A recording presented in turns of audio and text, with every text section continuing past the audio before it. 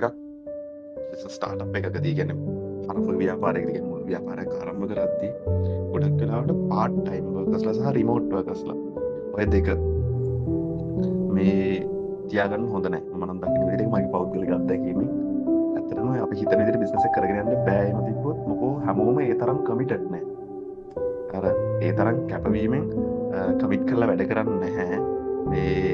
ඒ නිසා මම කියන්නේ හැම තිස්සෙම ફોකස් කරන්න ඕනේ ව්‍යාපාරයක් මුල් හරියේදී ගොඩක්ම ඔන් සයිට් වර්කර්ස්ලා කියන්නේ මේ අපේ බිස්නස් එක තියෙන තැනට ඇවිල්ලා වැඩ කරන අය සහ ෆුල් ටයිම් වැඩ කරන අය එක්ක බිස්නස් එක අරගෙන යන්න. එහෙම නැති වුණොත් ඇත්තටම කස්ටමර්ට දෙන්න ඕන සර්විස් එක හරියට දෙන්න හම්බෙන්නේ නැහැ.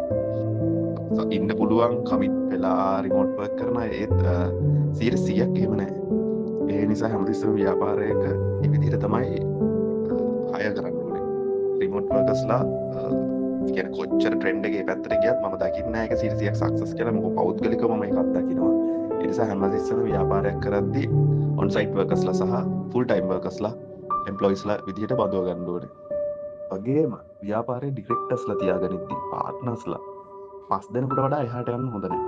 ඒක ගොඩාක් හිටියට පස්සේ ඒක නිකන් ආණ්ඩි 7 දෙනාගේ කැඳහැලිය වගේ වෙනවා. ඒ නිසා හැමතිස්සෙම තුන 3කට අඩු තියෙන්න ඕනේ. ඒ වගේම තනියෙන් කරන එකෙත් පොඩි ප්‍රශ්නයක් තියෙනවා. බෝඩ් එක අඩුම 3ක් වගේ තිබ්බනම් ඒක අයිඩියල්. ඒ වගේම 5කට වැඩි වෙන්න හොඳත් නැහැ.